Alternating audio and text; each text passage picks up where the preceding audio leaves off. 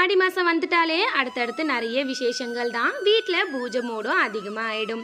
So நிறைய பேர் எங்கிட்ட கேட்டது, உங்களுடைய பூஜை விளக்கு எல்லாமே பளிச்சுன்னு இருக்குது, எப்படி சிஸ்டர் க்ளீன் பண்ணுறீங்க? நாங்கள் எவ்வளோ பளிச்சுன்னு தேய்ச்சாலுமே கொஞ்ச நேரத்திலேயே பழசு மாதிரி டல்லாக ஆகிடுது சிஸ்டர்னு கேட்டிருந்தீங்க. இன்றைக்கி நான் தேய்க்கிறதுக்கு எடுத்திருக்க 2 பொருள் வீட்டில் இருக்கக்கூடிய சபினா அண்டு புளி.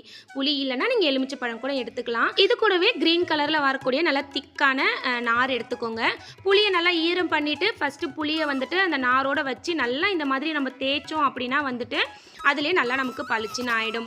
நார் வச்சு தேய்க்கும் போது தேய்க்கிறதுக்கு கொஞ்சம் ஈஸியாக இருக்கும்.